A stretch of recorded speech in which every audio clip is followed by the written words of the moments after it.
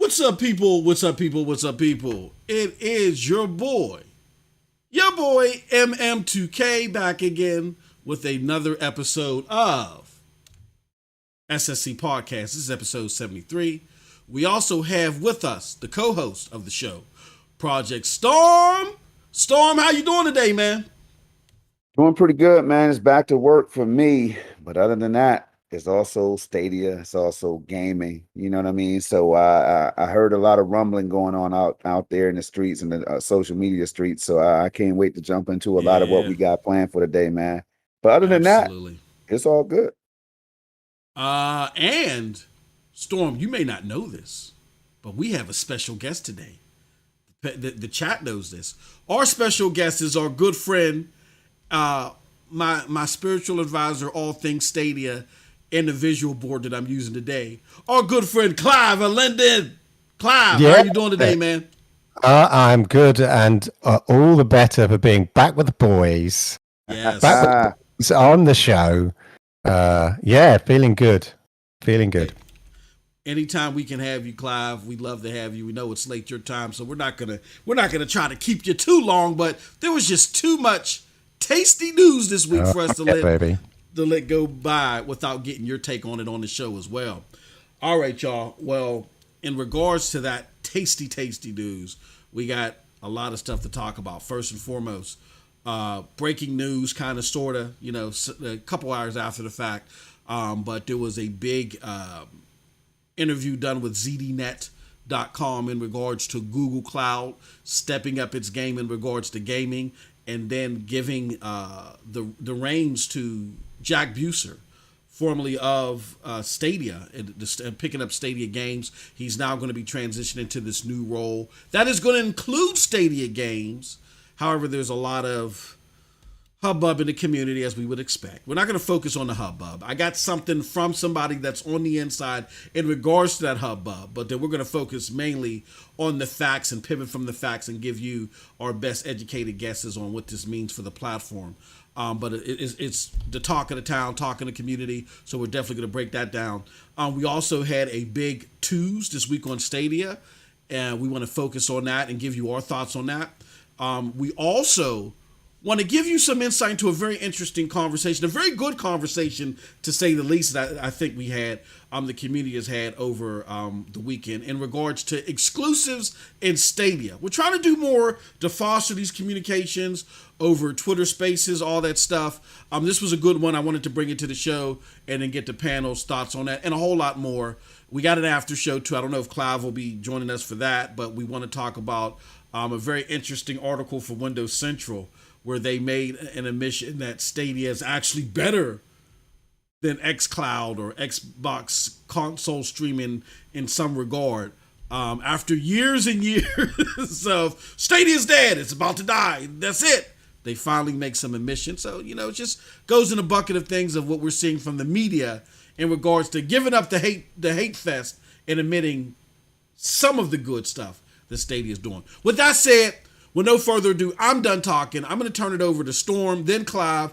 Let's let the people know what we've been playing since last week. So we'll start with you, Storm. What you been playing?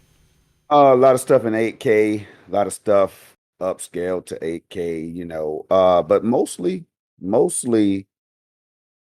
a good mix. I'll say that much. I thought I was going to lean towards Stadia as far as the most gameplay time, but I've been on PC, I've been on Stadia, I dabbled into the Series X a little bit, man. I got to play everywhere. I got to keep all these devices warm and fired up.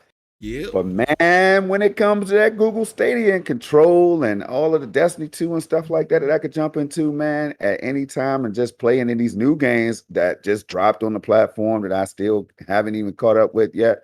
Yep. Man, it's been a lot. It's been a lot, man. It's just a lot on my plate right now. So, but I've been playing, I'll just give you a few.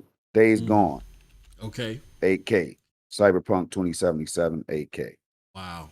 I've also been playing a little bit of Ori and the Will of the Wisp 8K. I also jumped into The Ascent 8K.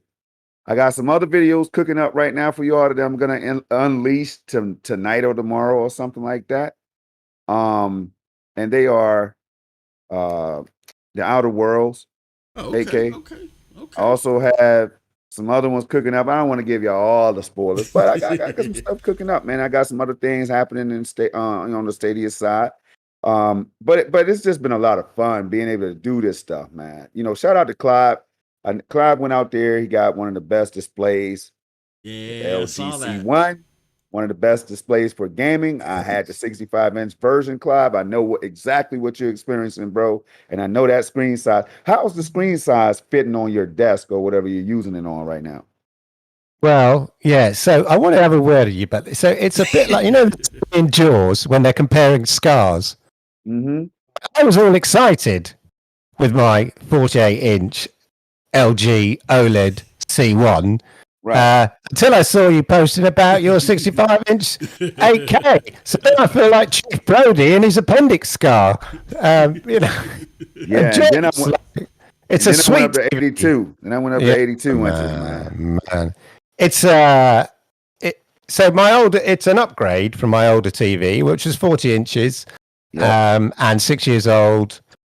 But this is a mid-range TV. But wow. I bought it specifically for the gaming because I don't really watch telly. I watch stuff on the VOD channels. I watch loads of YouTube, but chiefly I game, and it's the gamer's TV. That's what it is. The LG OLED C1 range is definitely the gamer's TV. It's optimized for gaming, and played with the old Xbox on it. Looks great. But the Stadia games look amazing, and it just gives you another appreciation of how awesome Stadia is. Like I went, obviously I'm doing a review on it for my main channel, and so I filmed. I thought, well, we'll have to get some footage of me playing Doom Eternal. Wow, Doom Eternal on that HDR, the yellow sort of gunfire and everything just pop in. Yep. I mean, it's amazing. Even the GF was with me, and she's going, "Oh my god, look at the things coming out the gun there! It's amazing." It's like it was, and then you just think, "Wait a minute, this is not playing on a native box on TV. This is being streamed to me." It's just like but you forget that. It's just so. Which is the wonderful thing about Stadia. It's just so amazing. I know people, because the great thing about Stadia is you can play it on your phone and all that kind of stuff.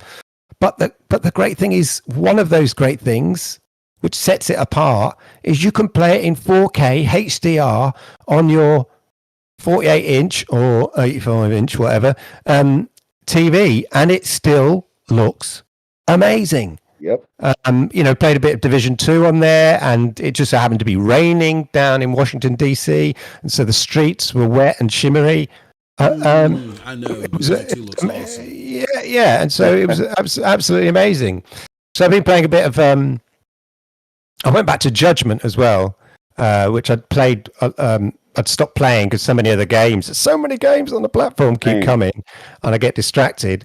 So I went back to playing Judgment, which was really nice. I forgot what a great game that is, and I'm really getting into the detective story and solving. And also, there's part of the kind of lawyer in me, the legal aspect of it. Like, there's a bit where you have to defend an office worker because another office worker's accused him of stealing a cupcake. And you've got to kind of examine the clues and stuff. And I was just loving all that. It's this little side story. Talking of side stories, been playing a lot of Far Cry 5. Hell of a lot of side stories in that. Mm-hmm. Jesus. I'm really looking forward to Far Cry 6 now. Yeah.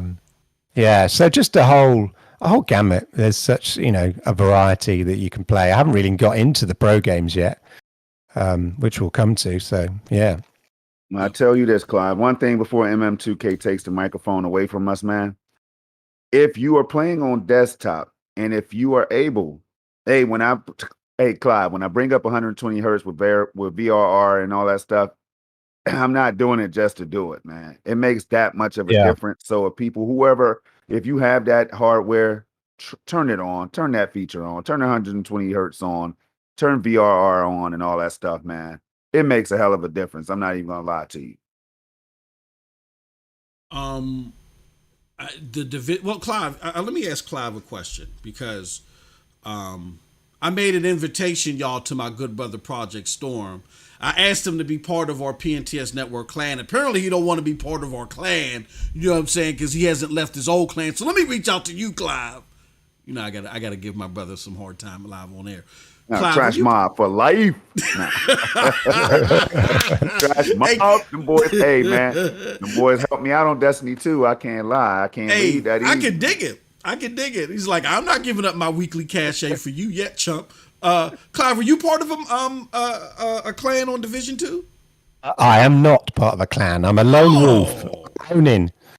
Man, then what you need to do, my good brother, is you need to hear. Let me do this. Let me show you something. And also, I'm being a horrible host too. I'm not sharing it on the screen for the panel. As usual. There we go.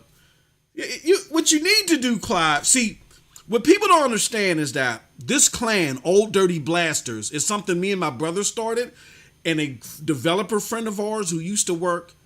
I guess I can say it now because the guy ain't talked to me in years. He's still mad at me. He used to work at Bethesda. I don't think he works at Bethesda anymore. But we used to play Destiny all the time, right?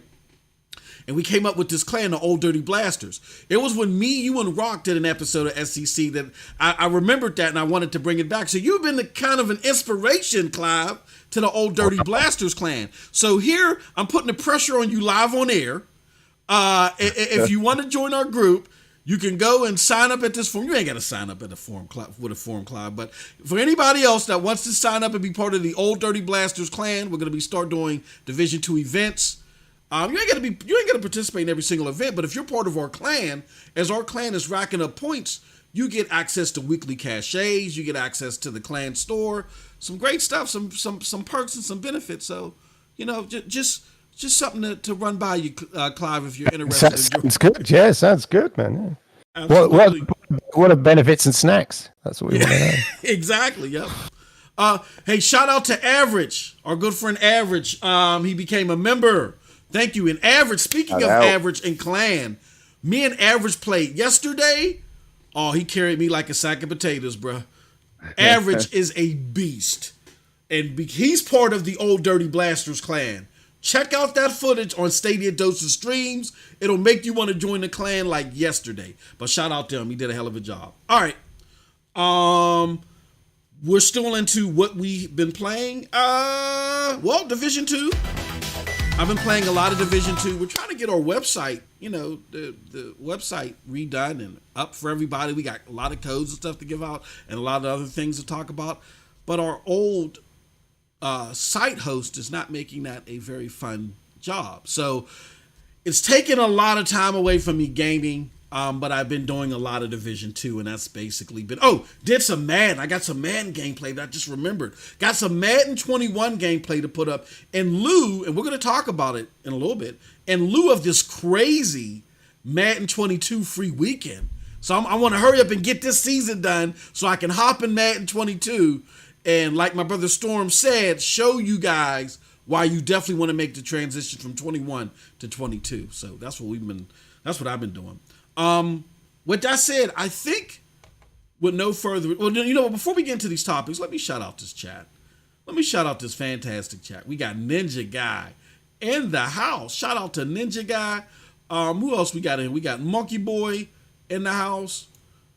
Who else we got in here? We got Windstar. We got Kenry V, Geek to Sneak, Randy B, Soap God 2.0. Average, as I said, Average, you've earned your wings. You got Inled in here, man. Inled. Oh, did I skip Inled? Oh, Inled. My bad, brother. You earned your wings too. Shout out to Inled, Bulls for Life, Johnny Bionic, Randy B, Geek to Sneak, Monkey Boy. Monkey Boy's in the house. Monkey Boy, you earned your wings today, man. You guys have been such big supporters. Proto.p in the house. MJ Parks, Wrist Locks for All, and Twisted Barbers in the house. Oh, our good brother KB Ubuntu, the Crash Test W award winner of last week. Let's see what he gets into today. And Mikhail Switty. So shout out to everybody. Thank you so much. Do us a huge favor. Tweet us out. Let everybody know that we are live. No further ado, my friends. Let's talk about it. The big news. Johnny Bionic. Did you get Johnny Bionic? Yeah, I got Johnny. I can't remember. All right, I want to make sure. All right. I know I ran through that. I was very sloppy in my approach there. but shout out to everybody. Thank you so much for your support. And again, tweet us out. Let everybody know that we are live. All right, let's get into the topics. Topic number 1.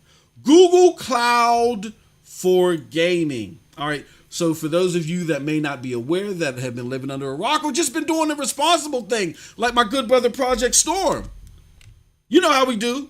Let me show you something. As soon as this damn thing loads up. Okay, there it goes. Google Cloud zeroes in on gaming, taps Stadia exec Jack Buser to lead the way.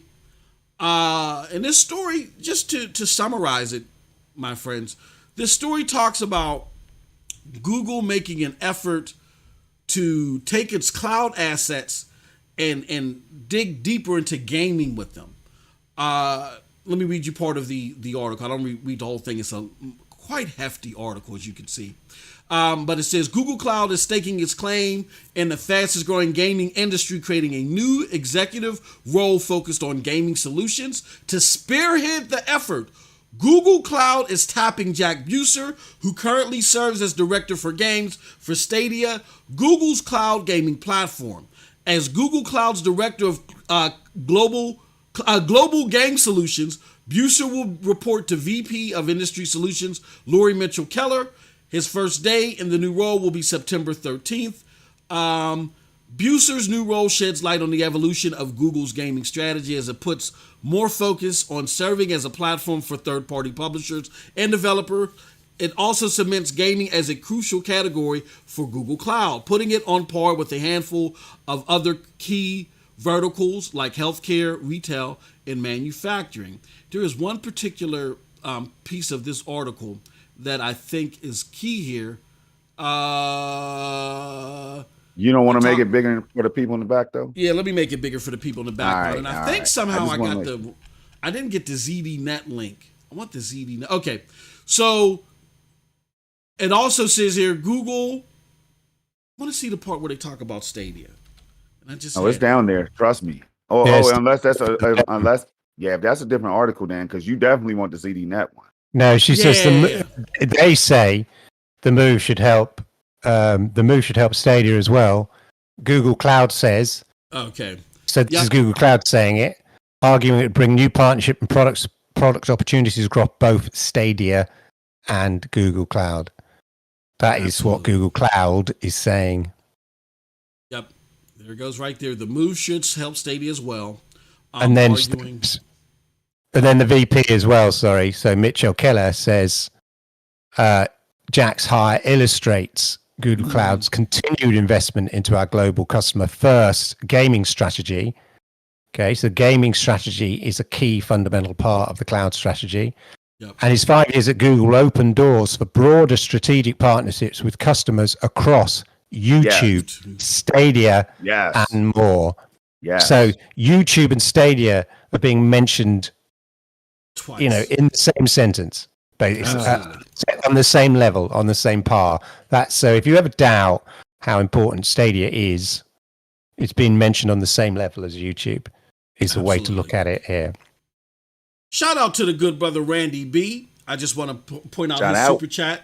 He says, just showing some love to one of the best channels in the Stadia community. Thank you for everything that you do for the Stadia community. Hey, we try, man. And we got the man of the Stadia community, my spiritual advisor, Clive Lendon. It doesn't get any better than this to break that down. So I'll start with you, Storm, and then we'll wrap up with Clive as far as the mentioning of Stadia and this. I mean, what type of impact could this have on Stadia?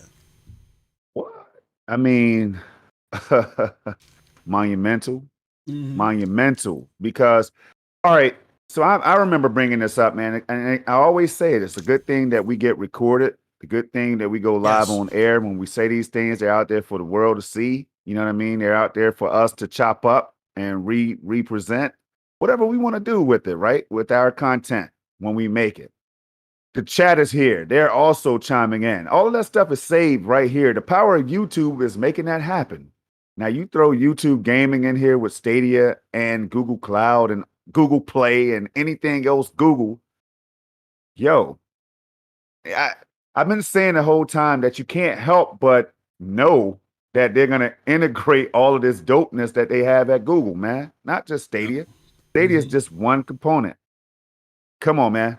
Machine learning, all of this stuff, YouTube gaming, all of these things are going to be thrown together. That's why Clive will get into it, I'm sure.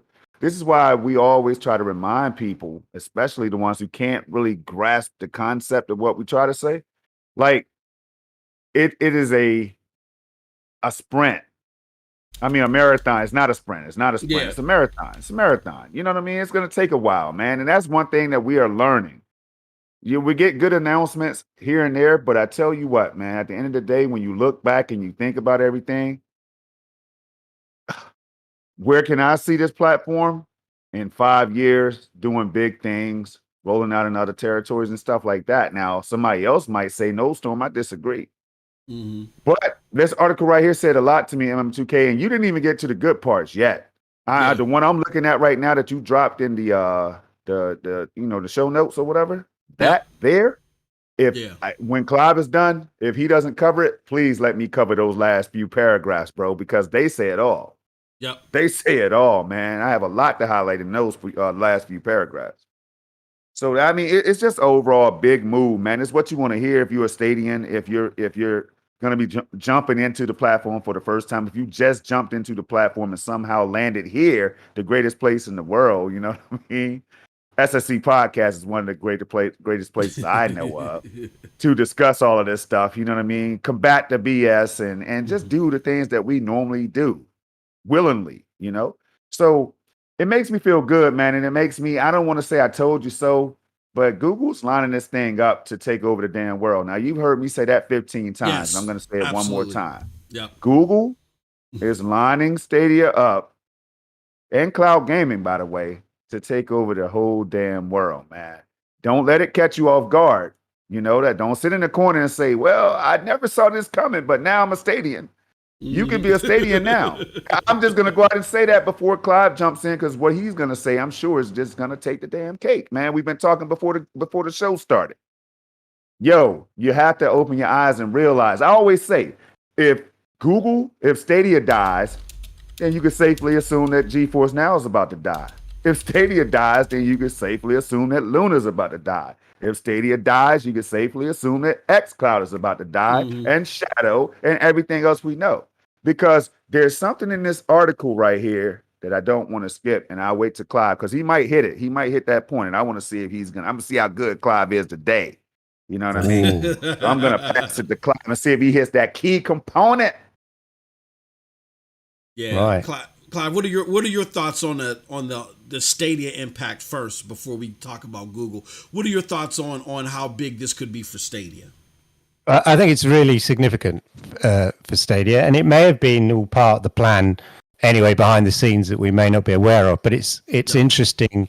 Well, actually, no, maybe not as much as we thought, because what's interesting here. So what we do know is from the sort of various Google earnings, from the various Alphabet earning calls and announcements over, I think, the last 2 or 3 they've had over the last couple of years, they're really focusing on Google Cloud, and sort of call it Google Cloud Enterprise. So previously, all their infrastructure was really for their own benefit, hosting YouTube and running the search engines, all that kind of stuff. And they've not really focused on the cloud business in the same way that, Amazon aggressively did a long time ago, and Microsoft and IBM and Salesforce and things like that.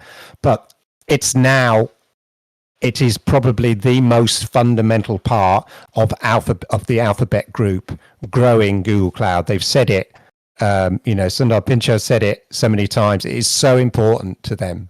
Okay, so that's the first thing. So we know that Google Cloud is probably one of the most important strategic initiatives of the Alphabet group, let alone Google, right? Mm-hmm. That's how important it is, because they see there's real growth there to return to their shareholders. That's the point. The second point is they obviously see gaming, as they say here, as a key vertical that is worth targeting on. And this is a brand new role. Okay, so they are, they are suddenly recognizing gaming as being important to Google Cloud, as the business they get from the healthcare, the businesses they get from retail, the businesses they get from manufacturing, who buy and operate cloud, Google Cloud Enterprise, and use that. They now see, of those 1, 2, 3 verticals, they now see the fourth vertical is gaming. Mm-hmm. That's how important it is. It is the fourth most, within the top 4 important industries that they feel there is growth. So much so, they've created this role and this sort of position to head up this fourth column, as it were. So they'll have somebody who runs, the outreach for healthcare industry, trying to get them on the cloud, retail, trying to get them to use Google Cloud, manufacturing, trying to get them to use Google Cloud, and now gaming. That's how important it is. That's why they've created the role Director of Global Gaming Solutions for Jack to go into. So it's a new role underlining how important gaming is to Google. I'll say that again for people going, Google aren't taking gaming seriously. Mm-hmm. Stadia isn't the only thing Google are doing. We already know that they are creating tools for developers, not necessarily so that they can do stuff for Stadia, but just so they can do stuff in the gaming industry, developer tools, hosting tools. We know that they've done a massive partnership with Take-Two for hosting multiplayer games, which will be available to other publishers. So they've entered into an agreement on that. So that's another example of how they see the importance of the gaming industry as being so important to their Google Cloud strategy. So we've already seen they're doing it. So when people say, Google don't take gaming seriously enough, they're not investing enough money, what they're saying is that what they're ignoring is that they are investing a hell of, and if you read anything about the Google gaming strategy, they are investing millions and millions in that. It's not just about Stadia. So we know Google Cloud is really important to Alphabet. We now know gaming is absolutely one of the key targets of growth for Google Cloud. And so much so they've created this role for Director of Global Gaming Solutions. And thirdly, we know that in that, Stadia, YouTube, and lots of other aspects are now key components of that. Mm-hmm. So where those may have had concerns that maybe Stadia is a small pet project on the side, of the bigger Google monolith, and they're not really paying attention. Stadia's a little side project, and blah blah blah. Yeah. It's now part of one of the 4 central columns of their most important business strategy. So that's how important it is.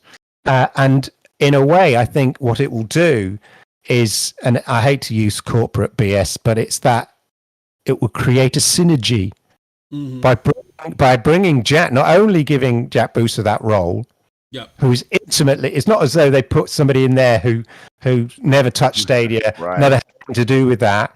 They've put the one of the main guys from Stadia, they basically promoted him to lead one of the most important key verticals for them in their most important strategy, which must say something about the job Jack must have been doing. Yeah, you don't, if Stadia was doing so bad, why do you escalate him? Yeah, one of the key people to that role.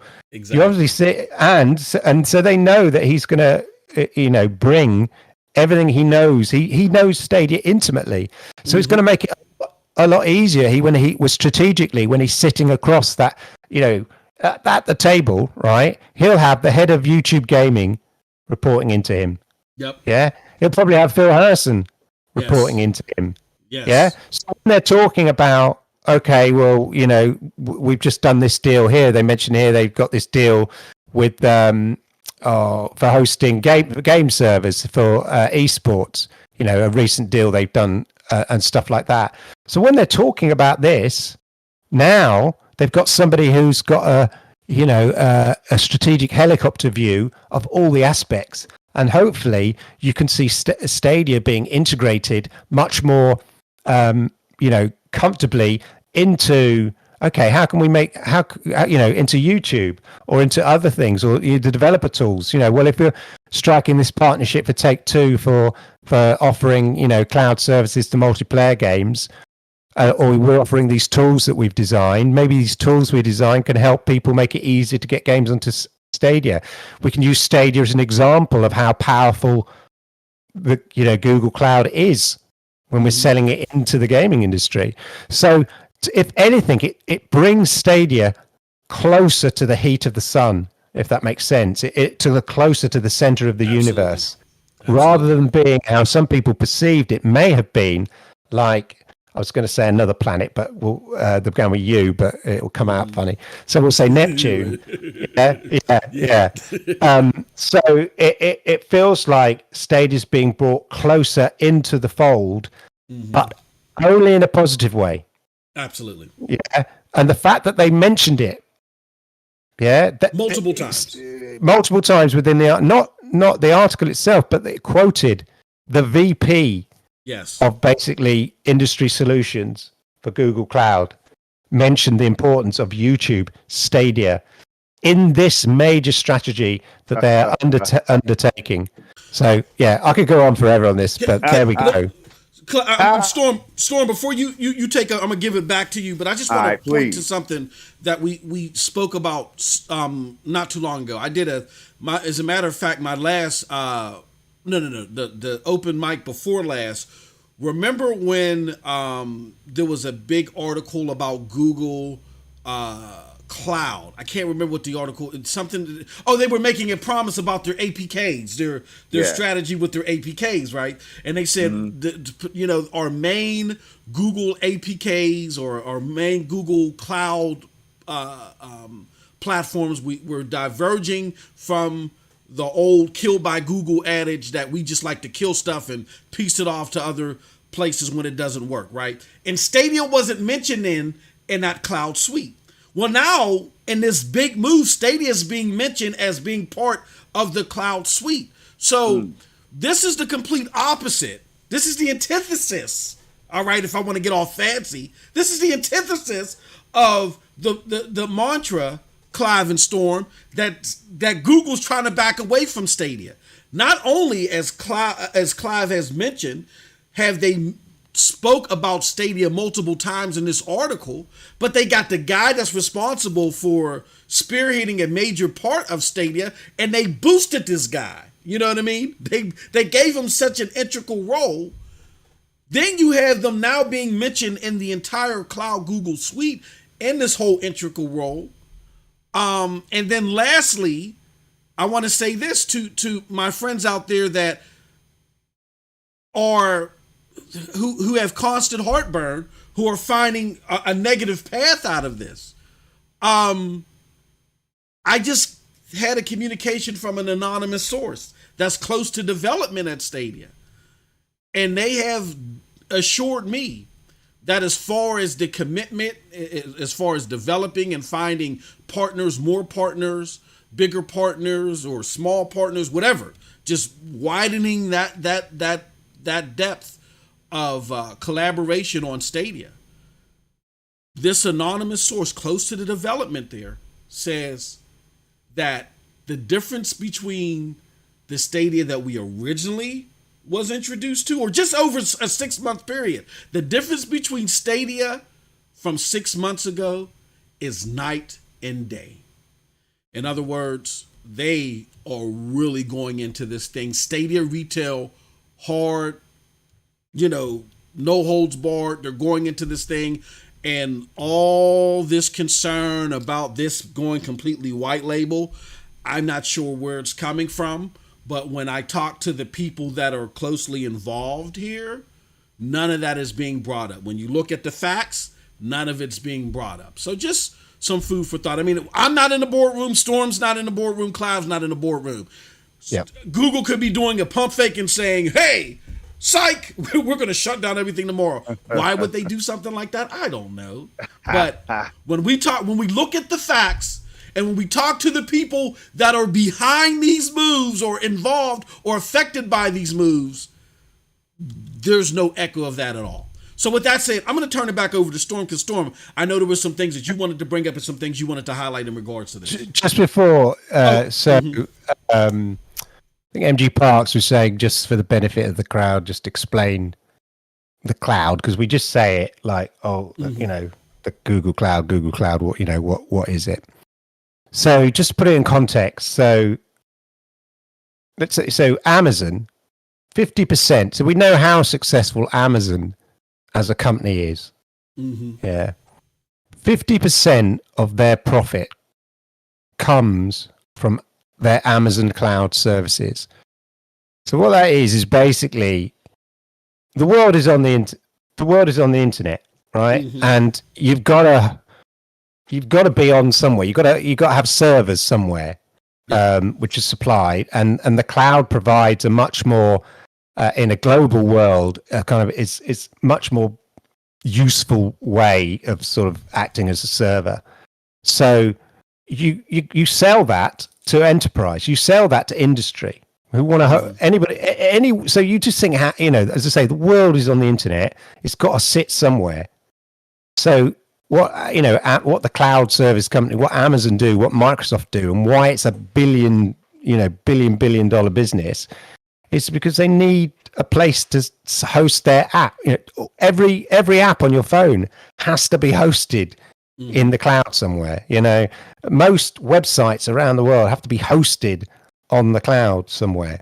And whilst Amazon and Microsoft and IBM and Salesforce basically set themselves up to offer that to other companies and industries around the world, Google did it less so, because what they were concerned about is building their own cloud to host their own amazing services really, really well. And then they realized, look, we've probably got, some of the best tech. Exactly. We've got private lines under the ocean. We've got these nodes everywhere. We should be, the area of growth for Alphabet, the bigger company, is really putting a bit of effort into selling the Google Cloud services to enterprise, so to industry, to manufacturing, to healthcare. Everybody who needs space in the cloud. So that's what they've been doing over the last 2 or 3 years, very, very aggressively. And from being in a position of about the fifth or sixth in the world, they're about number 2 or 3 now. Amazon is out in front because they've been doing it a lot longer than anybody else. They saw the opportunity to sell sort of servers in the cloud to everybody else long before anybody else, really. So that's what it is. And so the fact that gaming is now considered one of the 4 key components of industries they need to target of where there'll be growth.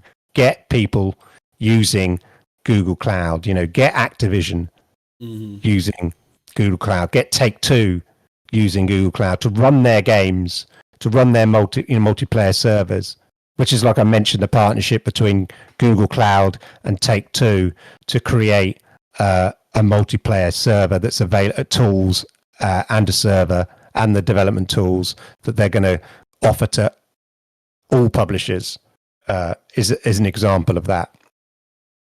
There we go. Let me do this real quick. Super chats. No, I'm looking at the wrong thing. Okay. I was just about to get into some of that, but go ahead. You got it. MJ Parks. Shout out to MJ Parks in the house. Thank you for becoming a member. Appreciate you. All right, Storm. I'm turning it over. I gotta get me something to drink because y'all turning up the heat up in here. I'll be right back. Three-headed dragon, man. You know what it is. Whoosh. So, Stadia Clips is in the house. Stadia Clip. Hey, first of all, I will say this. Speaking of the super chats, y'all, just like the homie right here, Randy B. If you really want us to catch that comment or whatever, consider dropping $1, drop $2, because it all goes back to the community. For everybody that's been around for a while, you know what I'm talking about. You've seen us in action. You've seen us giving back as best we can. So that's what it's all about at the end of the day. But I want to say what Stadia Clip said. I want to highlight that. And I just had it. And it said something that I was just saying before the show started. So let me go up. I had to find this one. Stadia Clip said, I don't think Stadia would die without a replacement. Now, I was just saying this to MM2K and Clive. Like, who? I can't see that happening either. That's funny that you just said the same thing I said. It's crazy, right? No coincidence, though, I guess. But I want to go back to Jack Buser, the man, because a lot of people may not know who the hell Jack Buser is. Who is Jack, man? I just got on Stadia. I don't know. I don't even know Clive, MM2K, and Storm yet. But let me break down something real quick that came from this article again, from growyourwealth.com, that link.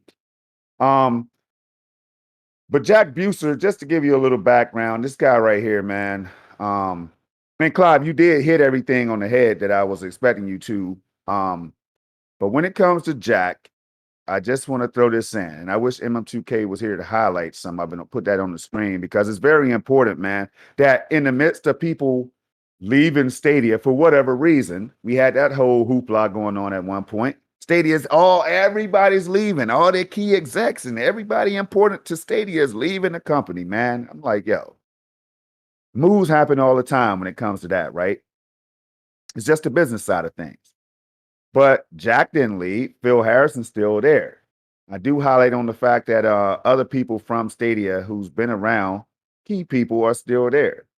So it's good to see a move like this being made. But just to give people, where is it? So basically right here it says Buser spent more than 5 years helping to create Stadia from the ground up, securing partnerships with leading game publishers and developers. Securing partnerships with leading game publishers and devs. So he's one of those key people when you want to know what's going on behind the scenes. Jack Buser was making moves like that happen. He had played an integral role.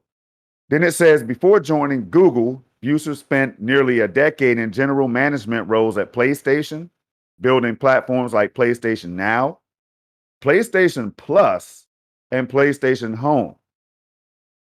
Now we fast forward to the future of Stadia and what those models might look like, y'all, in the future, because Stadia's told us that they are not just going to focus on one particular model, that they're going to focus on many models. So Jack Buser's still in the house, literally still at Google, still has his Stadia Connects, still can pick up the phone or send an email and say, hey, Nate or Hernan, whoever else, let's consider this right here real quick. This is what I just thought about. So these moves can still happen across the board, right? PlayStation Plus is nothing to scoff at, man. Neither is PlayStation Home. I think that was dope. Those were key ideas. And I know PlayStation Home is not around, you know what I mean? But he was responsible for some of this stuff. PlayStation Now. Come on, y'all. Yeah. This is the guy. This right here is one of those guys, you know? Then it says... Oh, go ahead.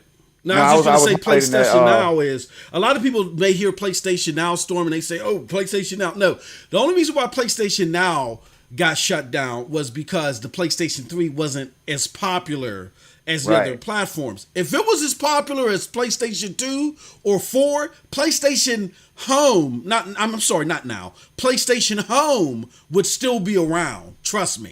Go ahead, Storm. My bad. Yeah, and then so basically, I'm highlighting the article that you dropped in the notes, the one from growyourwealth.com, right? So then it says Jack's hire. I want you to pay attention to this. Jack's hire illustrates Google's cloud continued investment into our global customers first gaming strategy. Customer first, and we've seen glimpses of that, Clive. I don't think you would disagree. MM2K, we are seeing it all the time. Some of this stuff some people might disagree with this. Some of this stuff, it seems like we don't even deserve, man. We get surprise after surprise and game after game and announcement and stealth drops and all kind of stuff for the pro price that we spend of $9.99. Man, now some people might disagree with this, y'all, but I have to say it. I feel like my pro value has been the key to me staying on the platform so far. That's what Stadia Pro has been to me. Because a lot of these games I was able to get into, I probably wouldn't have bought. A lot of these games are bolstering my library. Every week, I get new games that I could try, man. And I don't have to pay any extra money. That's crazy. Stadia Pro has been the same price. Now, that might increase down the road. But if we're getting a phenomenal value, I don't have a problem with that. But it says here that, again, I want to read that one more time, y'all. Jack's hire illustrates Google's cloud continued investment into our global customer-first gaming strategy, and his 5 years at Google will help open doors for broader strategic partnerships with customers across YouTube, Stadia, and more. I had to re-highlight that, Clyde. Yeah, no, 20... And this is a quote from the VP of Google Cloud. Yes. Yeah. Yes. And it says here, and Clive just highlighted Mitchell Keller or Lori Mitchell Keller or whatever, said in a statement, Jack brings 20 years of experience within the industry as well as a unique blend of business and technical knowledge to further expand our ability to serve gaming customers. So it seems like they're getting it right to me. I don't know. And then right here, real quick, let's end it out, and it's the last paragraph. While Buser is moving to Google Cloud, Stadia's GM Phil Harrison, shout out to Phil, that's my boy. Shout out to Phil, Killer Phil, remains at the helm of the gaming service. Phil's not going anywhere, it seems. Nope. Michael Aptista, Stadia's Director of Business Development, continues to lead Stadia's partner relations teams. I don't know, man. Sounds like they're lining up the ducks. It seems like the people that wanted to be out, they're out. Maybe some of them didn't want to be out, but they're in other places right now. But guess what Google is going to do as a Fortune 500 business? They're going to keep on evolving no matter who leaves. They're going to get replacements, and sometimes the replacements might be better. I just wanted to throw that out there because people kept hounding me about who the Stadia have left. Everybody left. So I just want to throw that in there. I think the key thing for me is that someone in the room at the table of Google's gaming strategy, global customer first gaming strategy, which they've just said by creating this role is as important as all the other industries that they work Absolutely. with. Somebody around that table who's heading that up has been part of Stadia for 5 years, so has an intimate understanding of Stadia, what it can do, what it can prove, and all that kind of stuff. Exactly. And now he's talking again with strategic, broader. And the other thing here is so much good, juicy stuff in here. As Project said here, open doors for broader strategic partnerships with customers across YouTube, Stadia, and more. Broader strategic partnerships. That's the key thing. Strategic partnerships, really showing off. Look, this is what Stadia is. This is what Stadia can do. Partnering with people within the industry to kind of push it further and bigger. This is, and there's just so many words in this statement. Continued investment. Google Cloud's continued investment For all the people that go, they pull the plug, they're not investing anymore, they don't really care, they're going to wind it down. People, if you're naive, if you think that, right? Yeah. And secondly, if you're following people and taking people at the word who say things like that, then you're following the wrong people. I'm saying it here. You're following the wrong people. You don't believe them.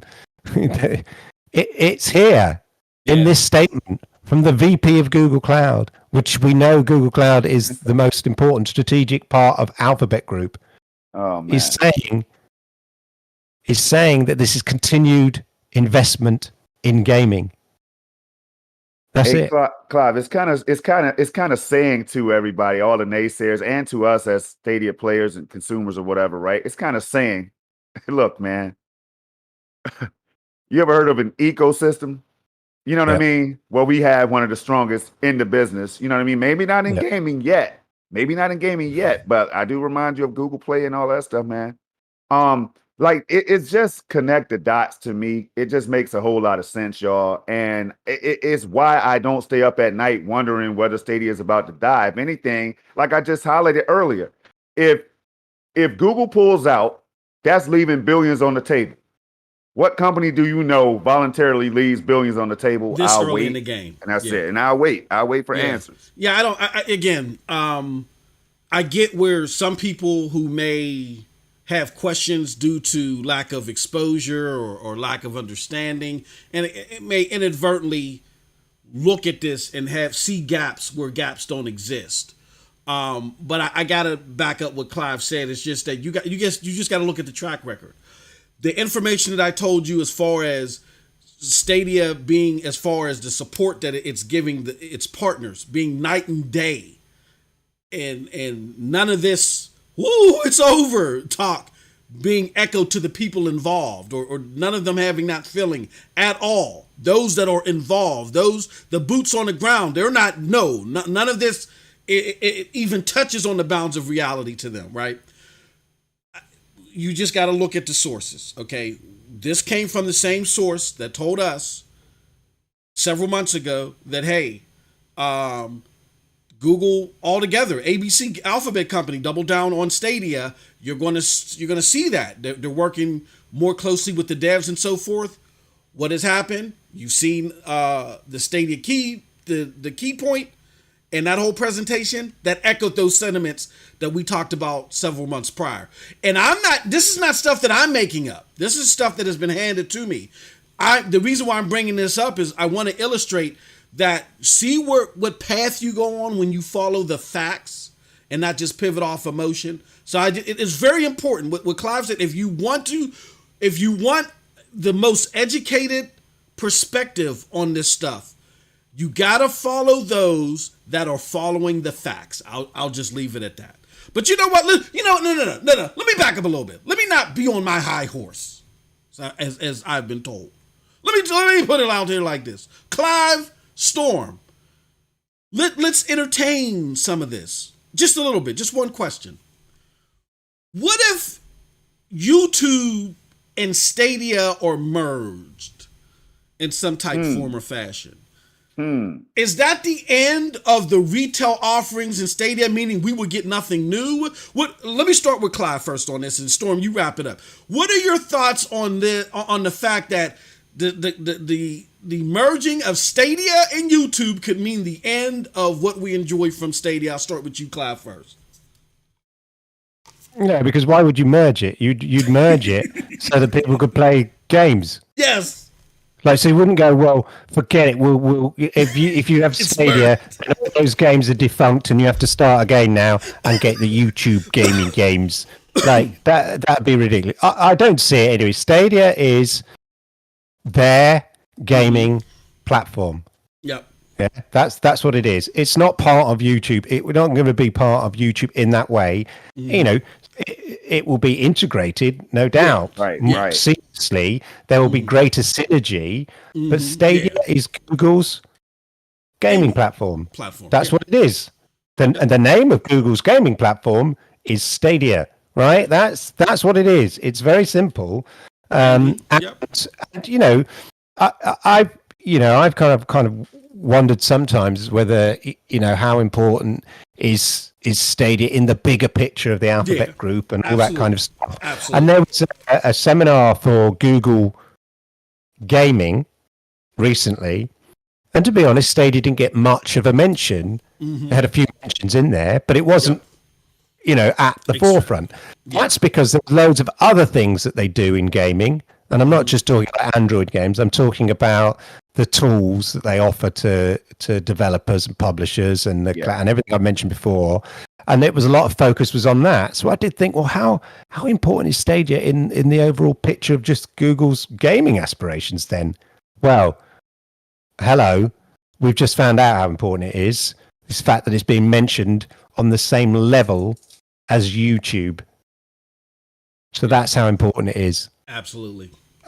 And as I say, the most important thing to me is, the person sitting at the top table of Google's gaming strategy, effectively, cloud gaming strategy, across everything, YouTube, strategic partnerships, multiplayer servers, all those aspects, intimately knows Stadia, how it works, what it can do, what it can achieve. Yeah. Absolutely. And that's really important. I've been in corporate organizations, and then when somebody from a sort of department like that, say, in this case from Stadia, then goes onto the top table, which, that Stadia or whatever it is part of that overall strategy, that original place where they came from suddenly gets a lot of attention because all their old contacts are there. All their friends are there, Clive,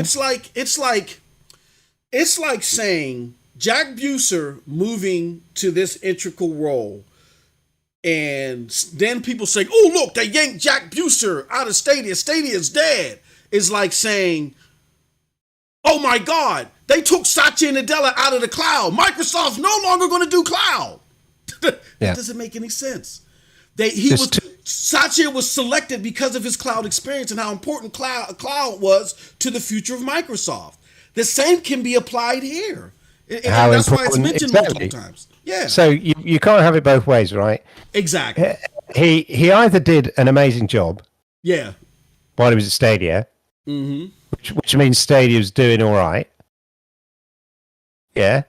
The fact that they gave him such an important role in such an important strategic part of the Alphabet Group. I'm not talking Google here. I'm talking bigger than Google. I'm talking Alphabet. Yep. Right. The second, they put him in there because of his gaming expertise and his knowledge of because of Stadia.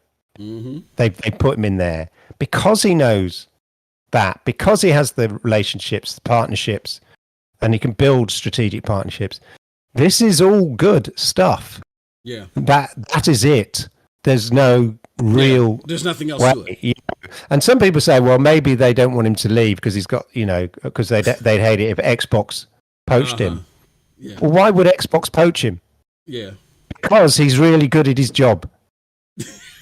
So it's not as though Google go, all right, we'll give you a job we don't really want to give you. Go on, just to stop Xbox snatching you. Yeah.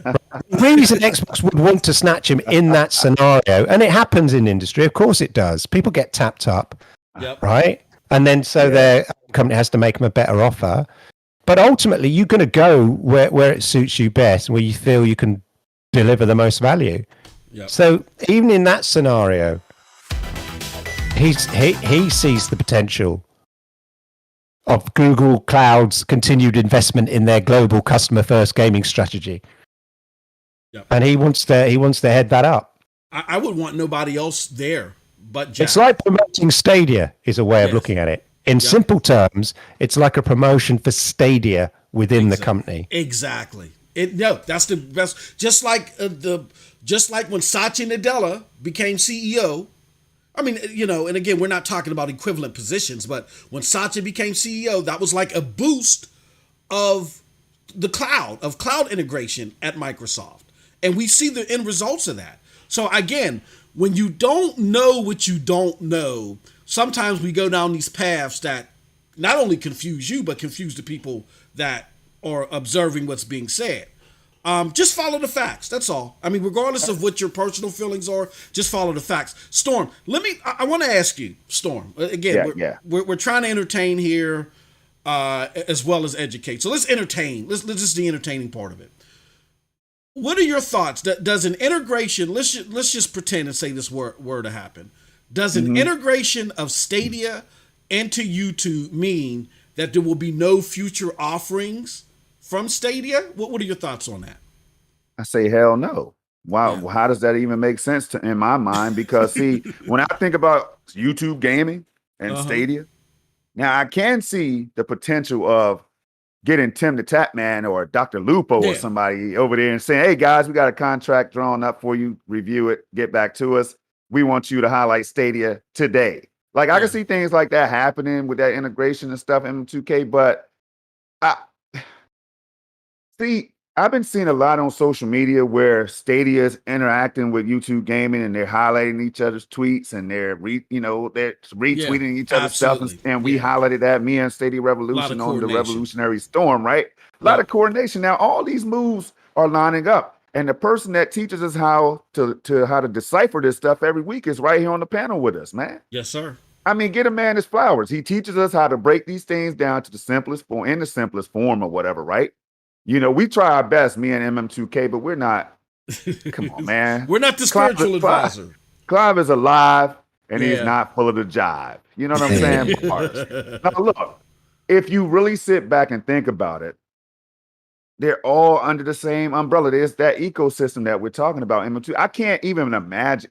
If it happened, no, it does not mean that Stadia is like gonna be on its last leg or whatever. It doesn't mean that there was like desperation and stuff. It just mean it was a smart business decision. So I can't even really give you what you're looking for on this one because it's just, to me, it doesn't make a whole lot of sense, man. But I can see Tim the Tatman and Dr. Lupo and other, you know what I mean, key streamers that seemingly came from out of nowhere all of a sudden to come back to YouTube gaming, man. So I don't know. That's all I have for you.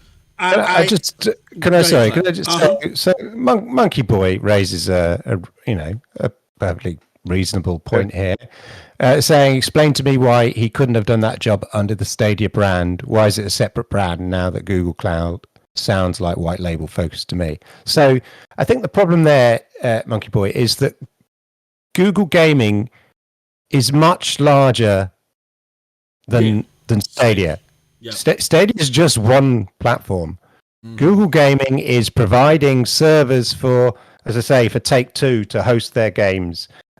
Google Gaming is YouTube Gaming. Google, is investing in Activision for Call of Duty competitions. Google Gaming is about developing tools, as I say, for game developers to just develop tools and be able to share information and files and all that kind of stuff. Google Gaming is Android games. Google Gaming is much, much larger than Stadia. Stadia is their platform, their cloud platform, but it's only one part of their overall gaming strategy. Stadia is not Google Gaming. Exactly. If that makes sense. Google Gaming is a much bigger umbrella of which Stadia is part. So that's not a case of just using the Stadia brand, because the Stadia brand relative to Google Gaming is actually very small in the bigger picture. It's only one part of it. Obviously, they're trying to grow it and make it important, but there are other aspects of Google Gaming in terms of what they offer and the services and the different things, which are much larger than Stadia in reality. So that's why it's not a kind of it's not a kind of a rebranding or anything like that. It's they've just invested in a platform which forms part of a larger strategy, which is now part of an even larger strategy. So it's in the right place. Let me break this down the best way I can, just with the experience that I have. So in my job, and I gotta be careful, make sure I don't say too much, but in my job role over my tenure, I've managed managers and got a promotion similar to what you're seeing with Jack Buser. Yeah. We had a call center. We had a mail distribution unit. We had a reconciliation unit that does like balancing of activity and things like that. And what else? And then we had a tech team. We had a tech group. So I had all four. There was all four of those groups. So before I got my promotion, I was on even keel with the managers of those individual groups. So they wanted to combine all those groups into what they call our operation support group. Okay, so what the higher ups did is they said, look, we see this new business need. Who do we want to lead this group? Who we feel is at the center of what we're doing? That'll be most beneficial for us to get the best use out of everybody in all these groups. Now they end up selecting me because at the time I managed our call center, but I had experience with all the other things as well, but I managed the call center. Now, why did they do that? Because it was important that they wanted the reconciliation team. They wanted the mail distribution team. They wanted even our tech people to be able to better do customer service, answer phone calls, and be client facing.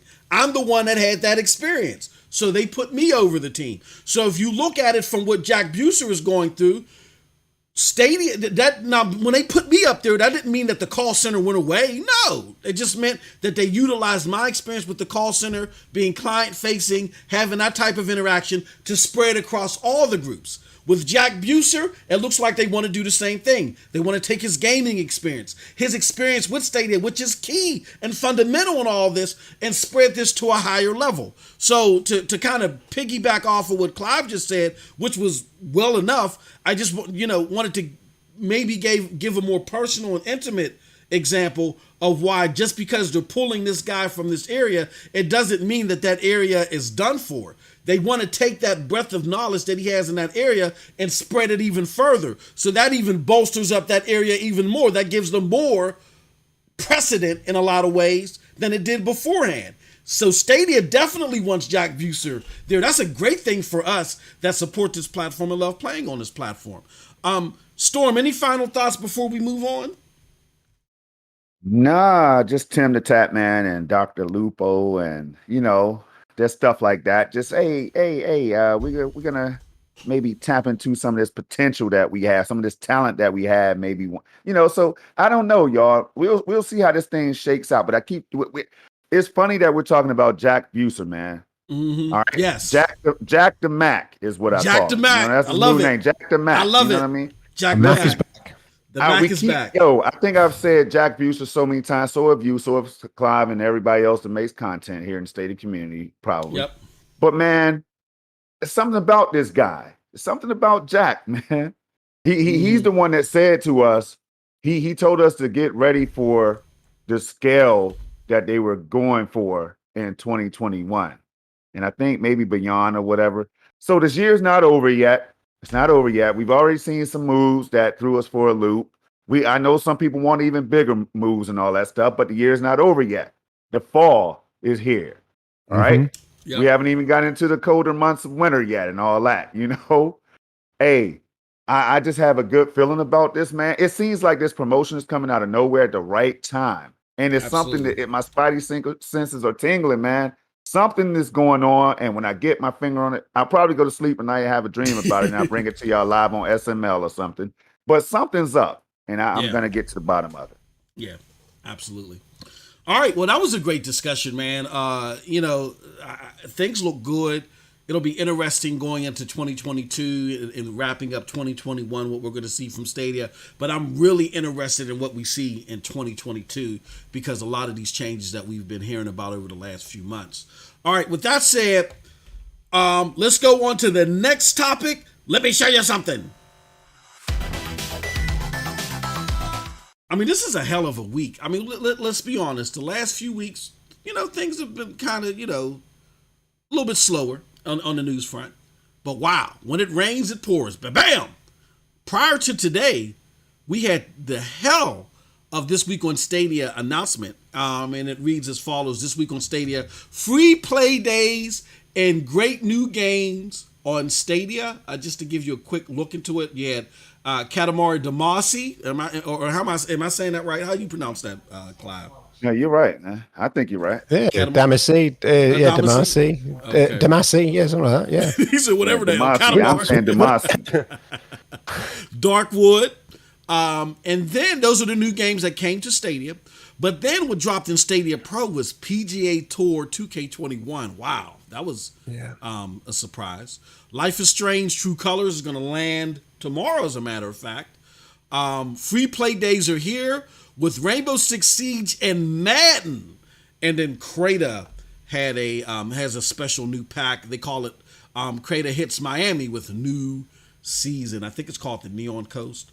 With that said, let's start with Storm this time. Storm, what are your thoughts on these announcements? Let's start with the new games. What are your thoughts on the new games, Darkwood and Katamari?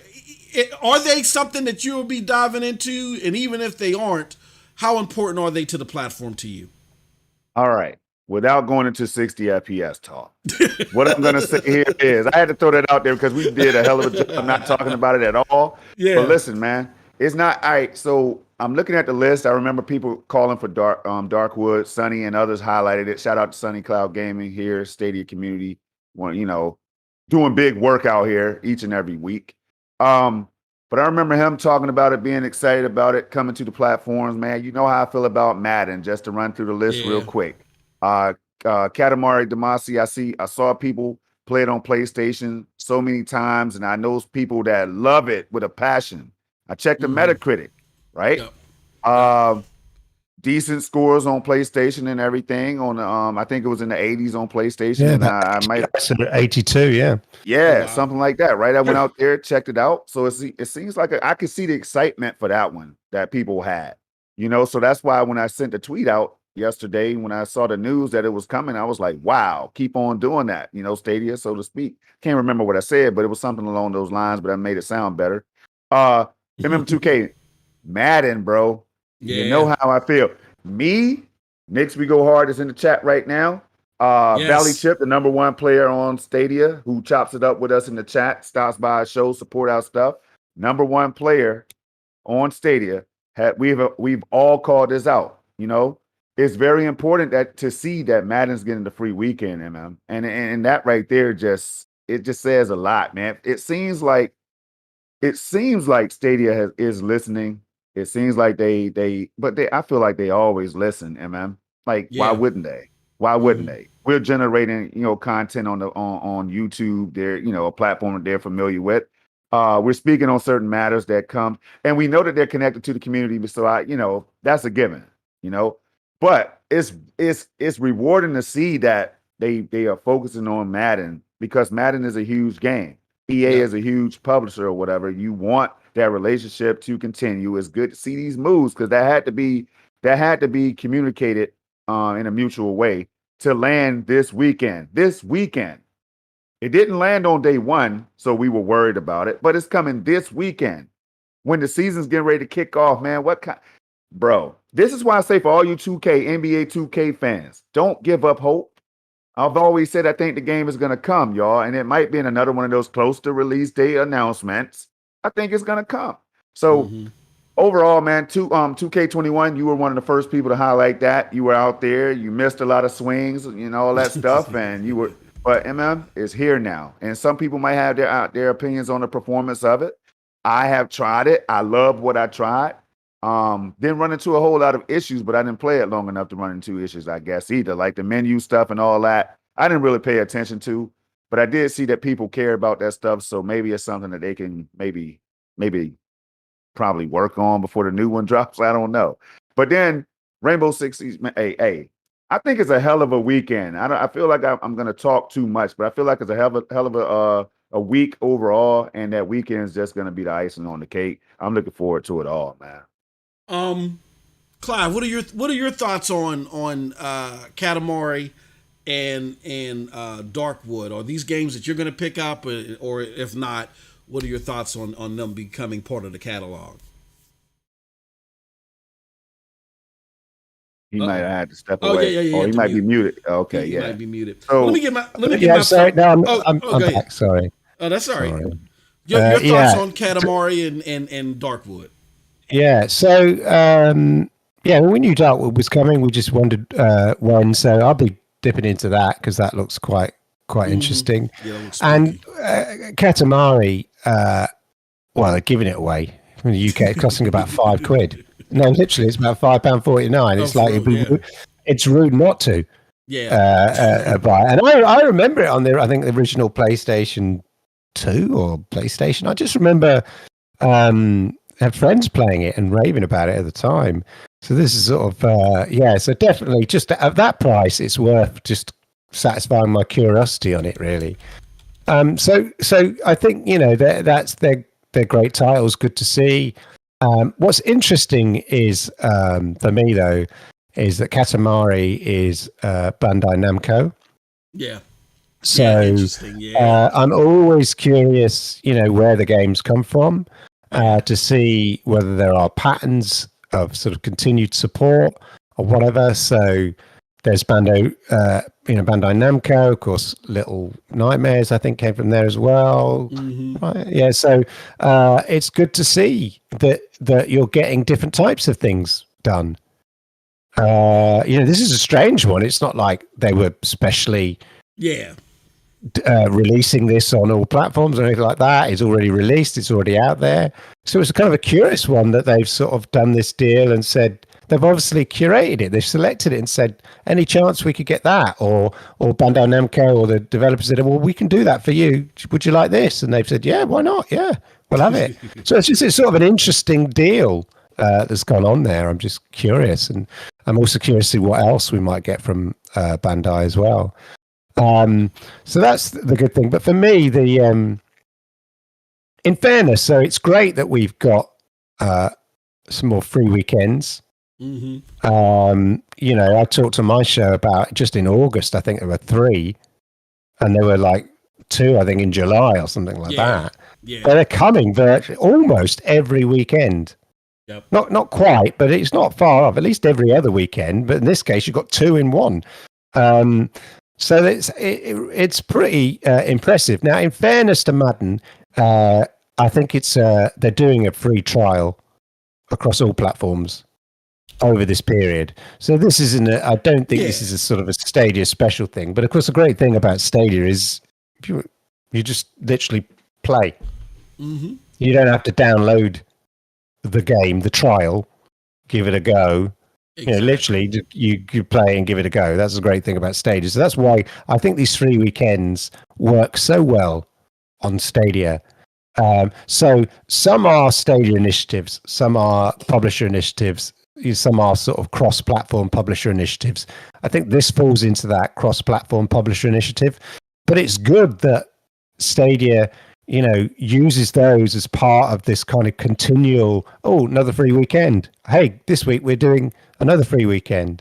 So some are part of, cross-platform initiatives by the publishers. Some are individual specials, done by just on the Stadia platform and stuff like that. But what it does mean is that we're getting a lot of free weekends to try stuff. Yeah. And that will give them a lot of data. It'll be interesting to see what sales they get. As I understand, the US footy season starts this week or whatever, so it coincides with that. So brilliant. I think that's absolutely really great that people are going to get a chance to give it a go and for there to be sales, and it just kind of helps that relationship with EA and just is continued, whilst not maybe direct new games support by EA. It is very much part of EA's overall marketing strategy for one of their biggest franchises. So that's good to see from that point of view. In terms of PGA 2K21, that's an interesting one because to me this is perhaps the most interesting of the lot of the announcements, because the conversations are being had. Yeah, this is a pro deal. Yep. This is a pro deal. This is a Take-Two pro deal. So a deal has been done with Take-Two effectively here. So So they Take Two have forgotten about Stadia, all that kind of stuff. No, sorry, that argument no longer stands up, does it? Have you got anything better to offer? Because obviously conversations are going on, and this is very much in the style of Take Two. We know that they're going to rinse everything they can get out of it. Yeah. They let it have its shelf life. We know that it's an old, it's about to be replaced by 2K, 21. But if you have EA Play, it's full of FIFA 19. You don't get FIFA 22 as part of EA Play. So it's just, we know this is Take Two rinsing what they can out of a title, but hey, we're going to get the benefit as a Pro member, Stadia Pro member. We're going to get a benefit of that. So I think that Take Two have always said where it makes sense, the 2K games, where it makes sense to them, they see, especially in terms of the back catalogue, and on an annual title like this effectively is just about to become effectively back catalogue. Yeah. Take Two see an opportunity to say to 2K, yes, I keep saying Take Two, but 2K, it's all part of the big family. That's what I'm talking about, Charles. Thinking strategically. I know that we wanted to see the Take Two games drop day and day, particularly the sports titles. But if I'm looking at it from Take Two's perspective, and again, not saying that they have the best perspective of this, Strauss Zelnick is he's polarizing in some fashions, but that's because he's straightforward and he doesn't parse what he says or what he feels. There's an interesting showcase coming up at the end of this month that I definitely want to partake in, which he and Phil Spencer will be they'll be on the same talkers card at a business event. So I'm definitely interested to hear those two talk together about gaming. But nonetheless, what I'm trying to say is we don't know what the state of 2K games going into the future are on the platform. Correct me if I'm wrong, Storm and Clive, but I think Take Two just recently announced that they want to do something unprecedented, like drop 62 games in like the next 4 years or something like that. So they're really restructuring. If that's true, if I didn't hear that from a crazy place, and that is true, they're really restructuring their approach and realigning some things. So under that umbrella, it could make sense to where they say, hey, look, we didn't have the best resources deployed for Stadia. It made us look bad. Articles were written. People were mumbling. Let's get things aligned. Let's try this again. Let's make sure we got the right support available before we put these games out there. We don't know what's going to happen. But to Clive's point, it definitely shows that there's still interest in the platform and they're still working with Stadia. So yes, the mantra that they've completely abandoned Stadia, debunk, bonk, bonk. Storm, what are your thoughts? I don't think you got a chance to speak on all of the offerings that were talked about in twos, like Madden. To Clive's point, this is something that's happening across the board everywhere, but we've heard a lot of talk about Madden only being a reskin of 21, and you've talked otherwise to that. Mm-hmm. How important is this free weekend to show what you were saying is true? All right, I'll tell you this regarding that reskin comment. I enjoyed Madden 21. Yeah. Top 100 player. Not to toot my own horn. I put the hours in, inside and out. I do dabble with the different game modes and all that stuff, but I don't get deep into the other modes like franchise and MUT. I have played franchises on the games, though. I played a lot of Madden over the years, probably every single one that I can remember, MM2K. So people are saying bad things about Madden overall, but those bad things are primarily coming from the next-gen versions on console. Yes. How do I know this? It's because I had the game over there as well at my disposal where I can jump in and play. I tried the free trial. That was enough. I knew that it wasn't for me on my Xbox Series X. I didn't have any offensive players on the field. You fast forward, I get the game on Stadia just to compare and contrast, man.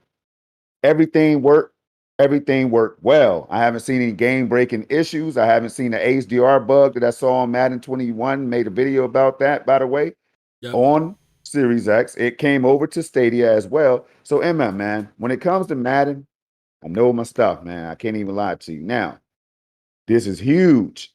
It's huge because there were a lot of people that were like, man, because it's so broken and because of the negative press it's getting right now, I don't want to buy that thing on my console or whatever right now. Yeah. I don't want to buy that. But see, I don't have Stadia yet.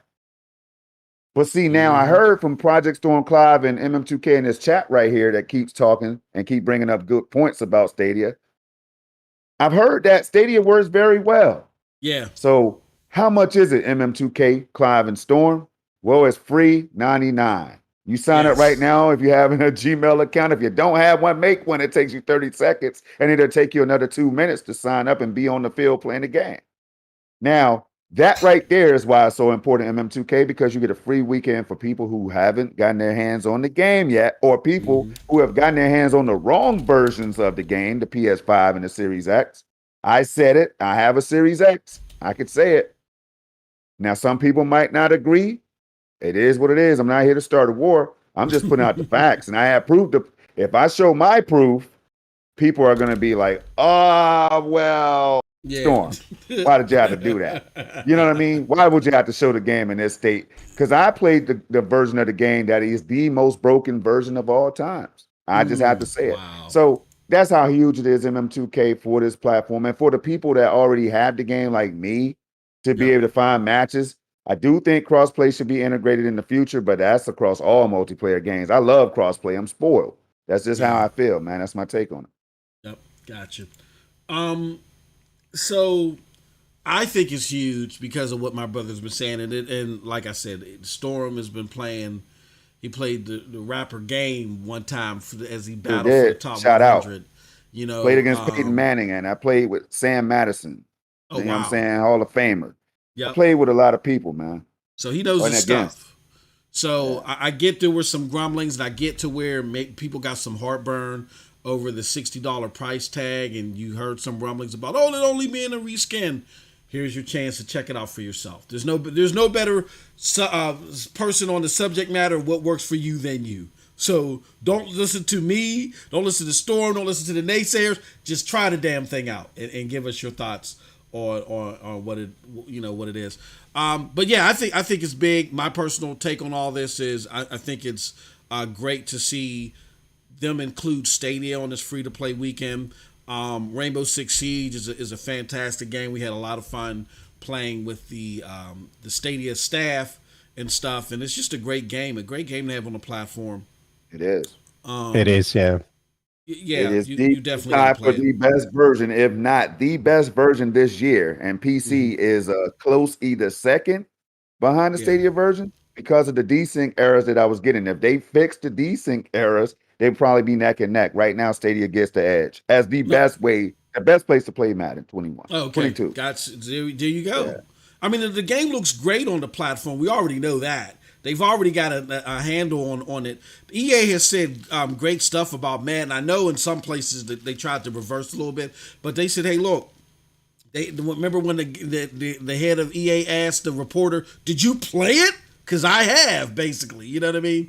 So I think that relationship, the future is bright there. You know, it's just, this is growing stuff.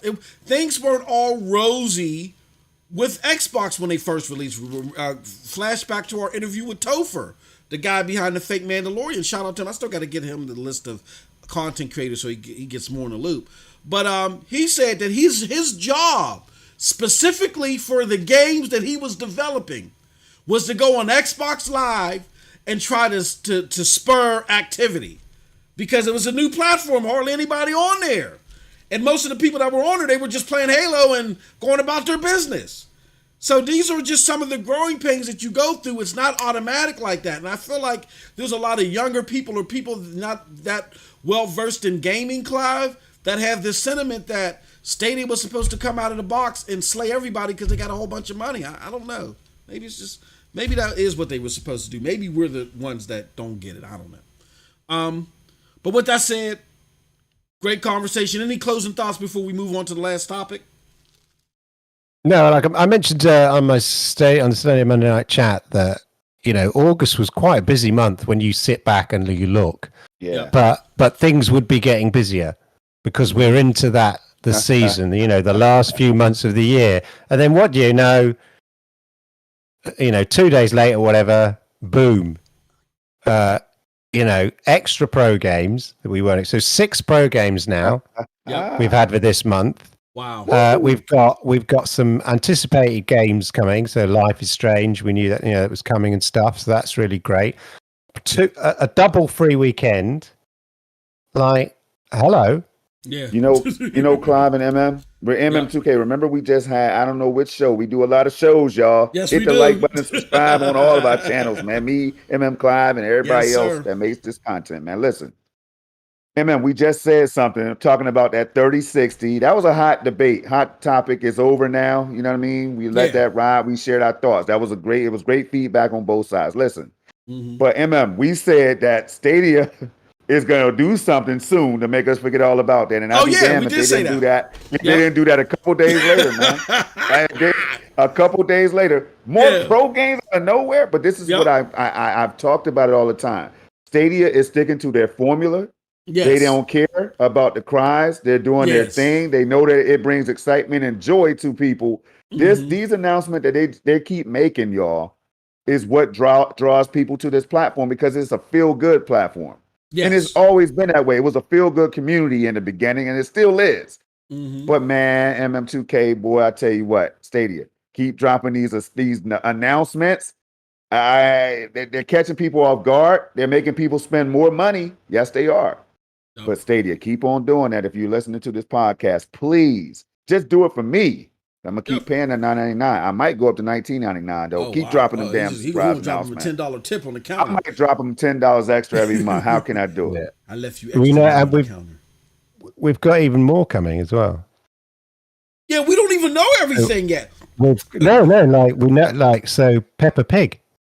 Yeah, we got Peppa. Oh yeah, we got Peppa Pig. Some people the haters just heard that, like Peppa Pig, though, Clive. Yeah, for real, Peppa Pig is a massive yes, it is. brand for part. It's from Outright Games, so it was confirmed. It's coming to Stadia. That's right. That's massive to people with kids and stuff and things like that, and Outright Games who just seem so excited about supporting Stadia with all their content. But so it just keeps. They're going to hit their target that they said they were going to do. Of course they were. Of course they are. Even though we know some games have slipped into sort of January, I think they built in enough, width as it were, for that to happen to still meet the target they said they were going to hit. So all good. Yep. And it just goes to show as well, stuff that we weren't. We saw. Nobody had Katamari on their radar. Nobody. Until on Monday, it was somebody noticed it was, I think it was Monday, it'd been rated. And then the next day it was announced. So, never think, this game's not coming. You never know. You never know with Stadia. They just, when it's ready, it's ready. Yep. I want to echo those sentiments by showing you all this. Speaking of the homie in lead, this is a tweet that he sent out several days ago.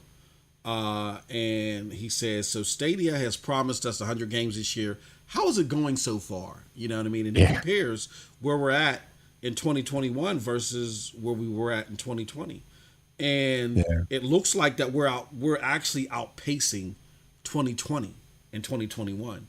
The thing about 2020 was there were a lot of the big hitter games for that year were on the back end. You know what I'm saying? Yeah. Like you had Marvel, you had the Ubisoft games, then you had the 2K games come out, and then then to cap it all off, you had Cyberpunk 2077.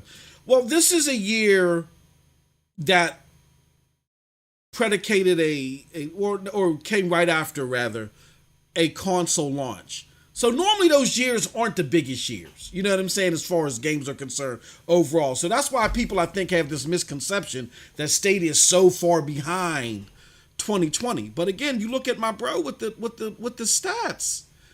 Right here, we're edging out 2020 and 2021, so it's only getting better. You know what I mean? So the thing is, people like Inlet, people like Jack to Slip, right? Yes. They love their data, yes, right? And they put the data out there. And the great thing about that, you just put it out there, leave it, right? It says it. Look at that, 1.92 games per week. yes, Yeah, 1.96 games, so nearly 2 games a week.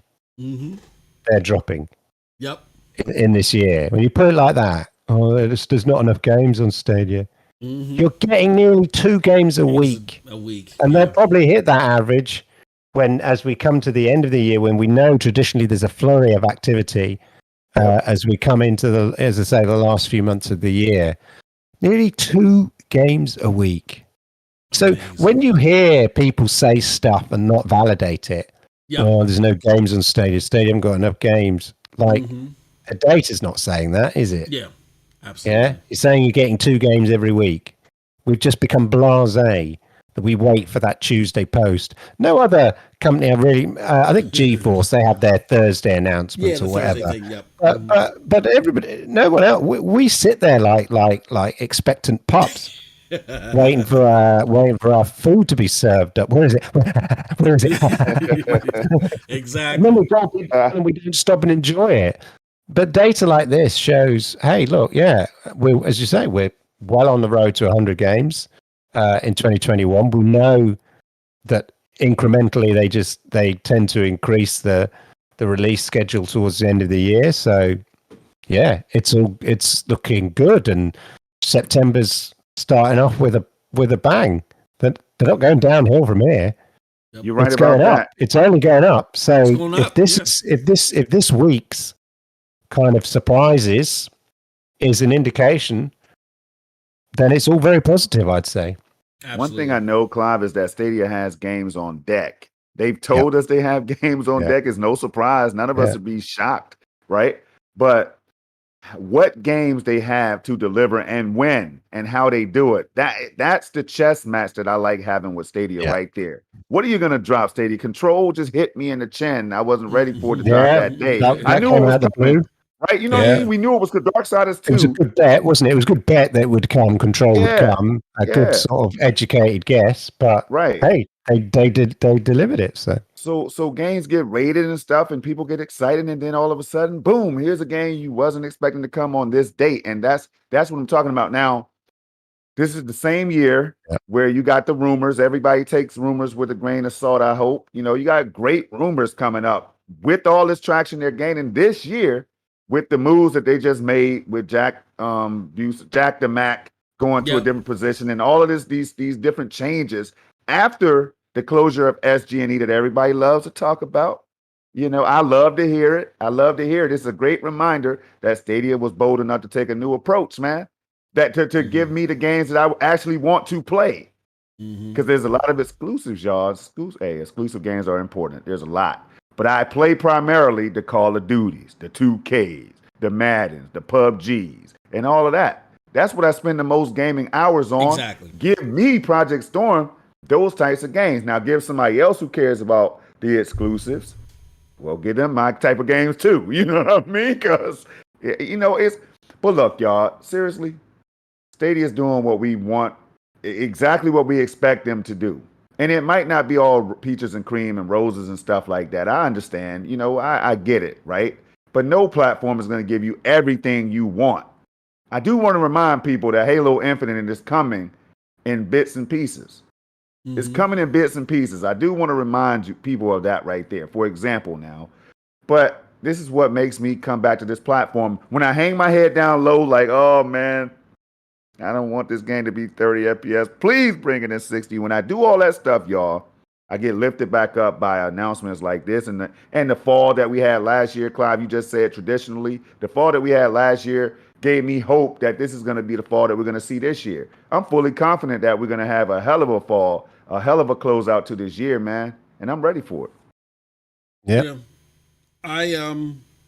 I see some chatter in the chat.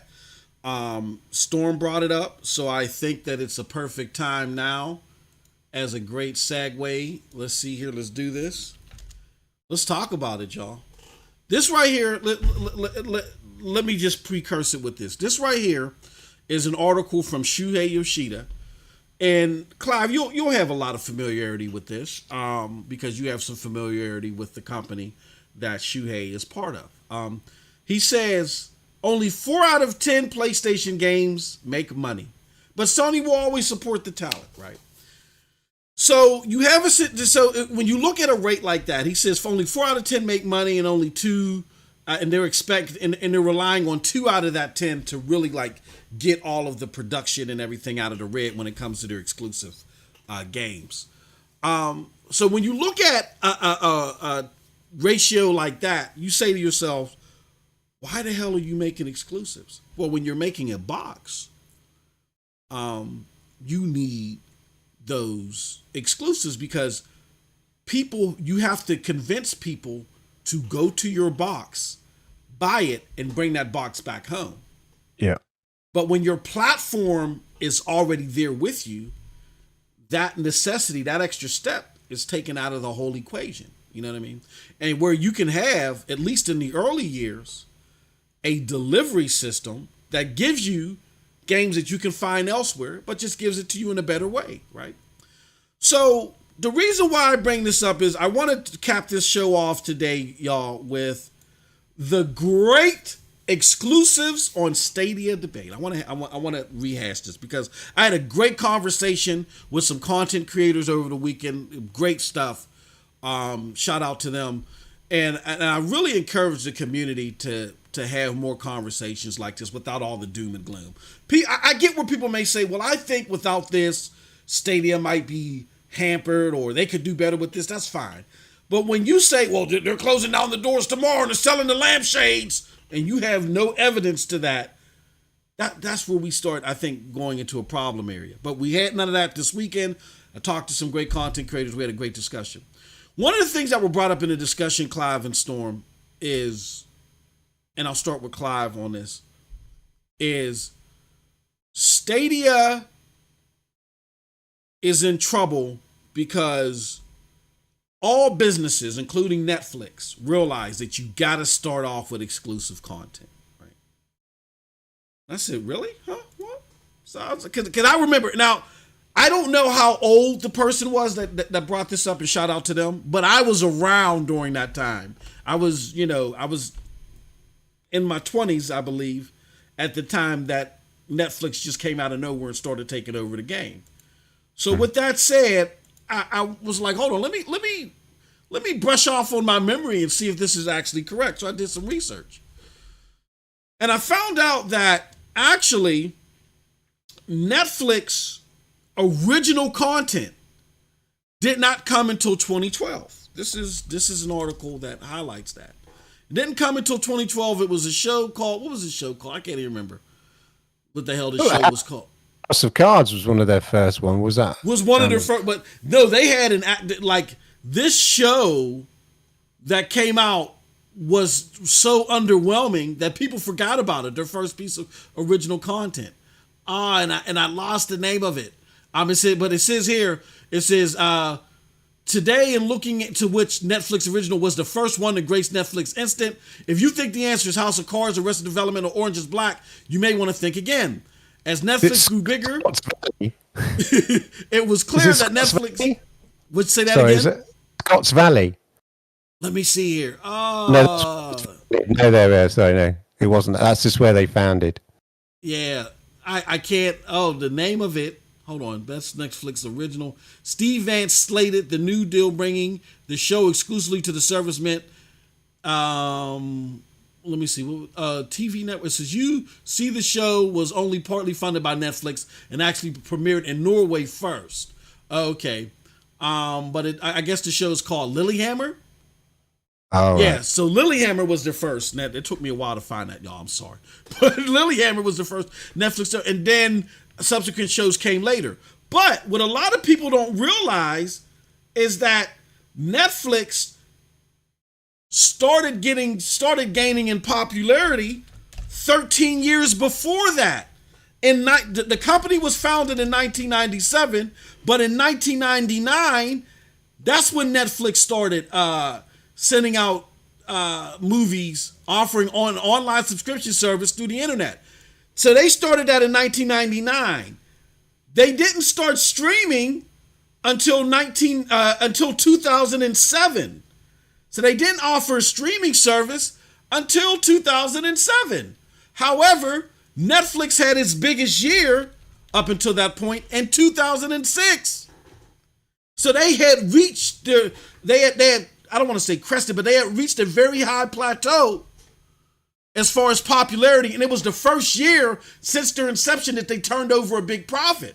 That was before they even did streaming. So in the early years, Clive and Storm, what I'm trying to say is that Netflix, the one that people are trying to make a comparison to and say, you got to use Netflix as an example. You got to have exclusive content. In the early years when they were just building, they found success just off of creating a platform that give you stuff that you can get elsewhere. You can get DVDs from Blockbuster and other places elsewhere. However, giving it to you in a more convenient way or a more innovative way, what Stadia is doing now. Now, I get other content creators said to me, well, MM2K, Netflix didn't have any competition and Stadia does right now. Well, Stadia, do they have competition? I mean, they will in the future, but there's nobody that's solely in the cloud where you don't have hardware as a backup. You solely rely on the cloud that is offering what Stadia is offering. The closest thing is Amazon, but they're based on channels. You can't buy games a la carte, and they're still in beta. So Stadia right now is the only retail company or the retail product or service that's doing what it's doing. So with all this information out there now, for people to come over and think about it and bask in, I'll start with you, Clive, first. What are your thoughts on this whole exclusive thing and Stadia got to learn from Netflix? What are your thoughts on all this? Yeah, well, if that's the case, then, Stadia can wait for exclusives because, as you absolutely nailed it, when the biggest and most risky thing that Netflix did was to move away from the DVD rentals by post, which made them successful by recognizing that there's potential market here. But what we take for granted now, subscription services, all you can eat, subscribe service, all this stuff, they had to pioneer that. They had to educate us to this new way of consuming television. Yes. A few other people were doing, the BBC, we had the iPlayer, and the point of that was like to catch up, what we used to call a 7-day catch up, which now seems archaic. But at the time it was like, so what, if you missed the program, you could go to the iPlayer and you've got 7 days, you can catch up, watch it again.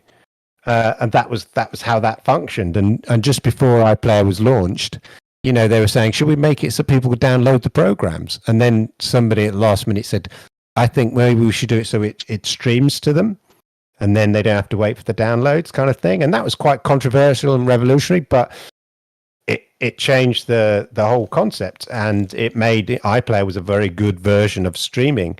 And many other people looked at it as a model. And Netflix, again, had to educate us the idea that it was perfectly okay to watch programs streamed over the internet, right? Completely alien, right? And secondly, that having, subscribing to this kind of buffet of content, that they'd acquired to do this was like instead of, and the easy thing was, hey, instead of going down to your local store, we send it to you, literally instantly. And that was the revolution. But it took several years before it became mainstream and there was enough buy-in, and then and they went global enough. Thank you. And then at that point it was okay. Now, how can we retain customers? By creating our own content and creating it to such a level that we feel that it's worth them. And the House of Cards was the first example of that a really heavily invested in project, and that was about 2015 or something like that. Yep. So they'd been around a while, just educating us of the concept of cloud gaming, of streaming and stuff like that. So Stadia at that stage, they're not launching anybody, like we mentioned it before, but anybody who thought that Stadia as a cloud gaming concept, that everybody would get it straight away. You're basically walking into and say, look, this is it. Forget all your old boxes. Forget those consoles. We're here, and start now, right? Completely forget everything you ever know. Start now. No, that's not how it works. It takes time for people to adapt to it, adjust to it. And what sells the concept of the subscription service in those early days, or what gets people on board, is, oh, what you mean? I can watch that thing. I can watch that film I liked. Yep. Things they already know. Yes. So in terms of cloud gaming, it's what? So yeah, but what, can I play FIFA on it? Yes, you can. You can play FIFA on this thing. That's what has it got. Has it got Cyberpunk on it? Yes, it's got Cyberpunk on it. This is what people who you need to be convinced. Not like, has it got Dingleberry Space Warriors, that exclusive title? What the flip is that? Nobody knows what it is on a platform that is growing. Yeah. Once they're in a position where they're going, okay, now we're competing at a level. How do we, increase our subscription base? How do we do something special? But the level of investment, the level of return on investment they would get doing that now would be very, very, very little and tiny and not worth it. Until cloud gaming is just accepted, until everybody's switching on their, like I've said before, switching on their LG TV or switching on their Sony TV and going, what shall I do today? Shall I watch something on Netflix? Shall I watch something on Disney Plus? Or shall I play that game on my Stadia app that's on the telly sitting next to all those other apps? Until we get to that level, which for me, we're there because I do that. That's what I do. I have my Stadia app, I have my YouTube app, I have my Netflix app, I have my Disney Plus, and I decide, how do I wish to be entertained tonight? And I just choose. When it becomes mainstream in the same way that Netflix suddenly did, for me, it was Breaking Bad. Everyone was talking about it. And then when Netflix got it, I thought, oh, I could try this free subscription, free trial service, and I'm gonna binge watch what? And in 30 days I can watch all of Breaking Bad or whatever. And then that was it. I was hooked. Yep. And it wasn't an exclusive title. It was some big project, some big IP that everybody was talking about, having seen it on other platforms. But for me, the only way I could see it, especially in the UK at the time, was when it came to Netflix. And I tried Netflix before, and the experience was awful. But when Breaking Bad arrived on it, my internet was a little bit better. I tried it, never looked back. Yep. And now Netflix, as I say, is has entered the vocabulary. Netflix and chill. It's part of the mainstream. Yep. But people take that for granted. It didn't it didn't announce itself and then was mainstream. Not just the product, but the habit that we're into. The fact that we subscribe, the fact that we stream, the fact we Netflix and chill. None of that was instant. That took years. So Netflix has originals, but that's because they spent 5 years building up, educating people into this concept, showing people how streaming films and TV shows over the internet straight to you is really cool, really convenient, and works really well, and therefore offers real value to you as a consumer. And then at that point, thinking, well, now we it makes sense to invest in our own content rather than acquiring stuff, because then we'll own all the rights, and then we'll be able to sell. Because what happens is when Netflix acquire something, what they want to acquire is the global rights, and that's really difficult to do. Because you have to pay for each territory effectively. But when you make your own content, you're going, by the way, we're taking this is going to be everywhere on Netflix. You've already secured the rights. You don't have that hassle of trying to acquire extra rights. You're going, we're making this and it will be available in all the territories instantly. That's why you make that investment. But you can only make that investment when you are large enough and accepted enough in the mainstream for it to be a worthwhile investment. Absolutely. Yes. Netflix took a while to get there. Stadia will take a while to get there. And it's just not worth having exclusive. Nobody cares about exclusives on Stadia right now. The people they're aiming at. If you are the sort of person that exclusive matters to you, you probably already have a PlayStation 5. Mm-hmm. Yep. Right? You probably already have an Xbox Series X. Mm-hmm. You're not going to go to Stadia right now just for an exclusive that you don't know about yet. Yeah, exactly. You don't know about Halo because the original Xbox OG from 15 years ago, whatever it was, 20 years ago, had Halo. 20 years ago, had Halo. Yeah. So, yeah, I think, look, will there ever be exclusives on this platform? Maybe. Will it be now? No, of course not. We're still in the very early, not early stages just of Stadia, but the early stages of getting the concept of cloud gaming into people's head. And you could already see by the way people respond to it, the kind of pushback that it's had. But as more and more people try it, in the same with Netflix, for whatever reason, because they're drawn there because of Breaking Bad, or they're drawn there in the case of Stadia because of FIFA or Madden, and go, wow, this is actually really good, isn't it? Yes, it is. Welcome on board. Absolutely. Storm, what are your thoughts on this before we close out, man? Like the whole real Netflix. Quick. Yeah, go ahead. Oh, real quick. So I want to go back to the little joke that we have a running joke on the Xbox side of town, man. My Xbox community that I chop it up with every week. Mm-hmm. So we have this running joke, right? Hey man, what you playing today? What are you playing on your Series X, bro? You bought the Series X to play the Call of Duty, the 2K, the Madden, the Pub, as in PUBG, the Destiny 2, and the Division 2, right? And games like that. We always go down that list in that order. The Call of Duty, the 2K, the Madden, the Pub, the Destiny 2, the Division 2. Mm-hmm. And I just thought about something as I looked. I had to write it all down. Only one of those games is not on Stadia right now. Like only one of those franchises or games are not on Stadia, and that's Call of Duty. I think that's good as hell, man, when you're talking about first party versus exclusivity and all that. I mean, again, man, it's going to be the games that people want to put the hours into. So for all the people that are confused about why Stadia pumped the brakes and said, hold on, wait a minute, let's rethink this whole thing. Like Clive just said, we want to build an exclusive that people may not play that might get a 55 on Metacritic. Now, I know there's the possibility of what it could have been. It could have been a great machine learning based game and all that. It could have been great, but that could come back one day. I've always said that too. Hey, man, it was a hell of a discussion, man. I'm going to pass it back to you, bro. I'm just happy to be here.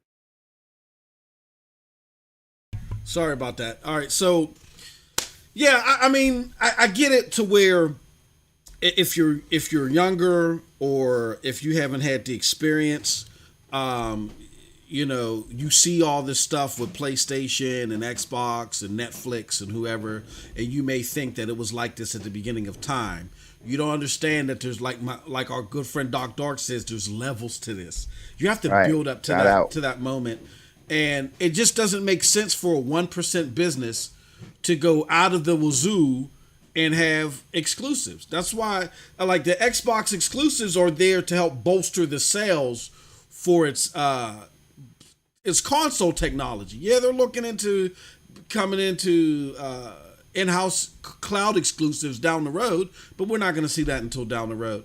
And who's to say that Stadia is not going to go back and buy more exclusives? You know what I mean? So we right now having a God of War or Horizon Zero Dawn is not is not an intricate thing to have for any of these cloud platforms. It's a 1% business. It's all about delivery. It's all about delivering your favorite games in a way that is successful for them. You don't need exclusives out of the wazoo for that to happen. But that's not to say that Stadia doesn't have exclusives. Like Stadia came out of the box with exclusives. I think they came out of the box with they've released, when I say released, I mean first time access. I believe that Stadia has released more cloud exclusives than anybody right now. Right? Like Amazon still ain't released their exclusive. It's still in beta for the 19th time. Xbox just started converting its backlog of exclusive content to the cloud, and they have a few exclusives they put out here, but all of the exclusive titles, whether they're timed or whatever the case may be, I think Stadia might have the most. I could be wrong on that, but it's not like they haven't put the effort in. But it's like Clive said, people aren't looking for Stadia exclusives. When I say, oh man, you're gonna get Stadia on for the latest Baldur's Gate, unless you're a Baldur's Gate fan, you're like, huh? Even Baldur's Gate, as phenomenal as that is. So I think we just got to look at the lineage of all this and understand that there's levels to this. All right. With that said, we've gone over the 7 o'clock hour. So we're going to let everybody know where they can be found, and we're going to get ready for the after party for those that can join the after party. We're going to start with you, Storm. Storm, where can the good people find you, brother? You might be able to find me. I would have to check, but to see if we're going to be doing Ying Meets Yang of Gaming tonight, because that'll be happening right after this. If we do, let's say, no show. Bunny just gave me the update and said, so let me see. Not this week. Okay. But you can find me right here on YouTube making Stadia content, 8K content, Xbox content. You know what I mean? I try to just mix it all up. So feel free to subscribe today, And also you can find me on Twitter at the Nephophiliac. The link should be in the description of this video. So do check it out. And let's have a hell of a discussion, y'all. We can continue this over on social media. All right. Shout out to Project Storm. Make sure you'll follow my good brother with those crispy 4K, 8K videos. All right. I try. My spiritual advisor, Clive Linden. Hold on, let me do this. Let me use the soundboard to Clive Linden. First, that was Project Storm that you heard from PNTS Network. And now up is my brother Clive Linden. Clive, let the good people know where they can find you at. Oh, yeah. You can find me, if you're looking for Stadia content from me, you can find me every Monday night, 10 p.m. UK time. I host, of course, the Stadia Monday Night Chat, where we go into this kind of level of detail. We explain things. Yes, sir. We explain things. We give you the news like everyone else. But we try to give it context and put it and make sense of it all for you. So, because there's a lot of rubbish out there, Yes. A lot of myths. A lot of statements that are not backed up, a lot of invalid opinions. We try to make, add validity to opinions and facts and stuff like that. So Stadia Monday Night Chat over on the YouTube /Clive Linden channel. All right. And last but not least, I am your boy MM2K of PNTS Network and the Stadia Dosage platform. You can find me here, Stadia Dosage, creating videos, doing what I can, and we're going to have a lot more contributors, hopefully this week, if not this week, next week, when we can kick off the website. But you can also catch me on my individual channel, MM2K Videos on YouTube, where we do the commission every other Thursday. Now, we're not going to have a show this week either. We will have a show next Thursday. That's because we got the PlayStation show, new games dropping. People like, MM2K, can we take another break? I'm like, okay, I'll give it to you. So we're going to be back next week, 8 p.m. Eastern Standard Time over there for that show. With that said, that's it. We're going to have a special treat. I don't know if these two gentlemen can come over for the after show, but if they can, we're going to have a great conversation. There was a Windows Central article. Let me put it up on the screen real quick before we go. There was a Windows Central article that came out from our good friend Jazz Gordon. If y'all know the history between me and Jazz, you'll get a tickle out of that. My good friend Jazz Gordon, where he says, the next step for Xbox cloud gaming, let me buy games to own.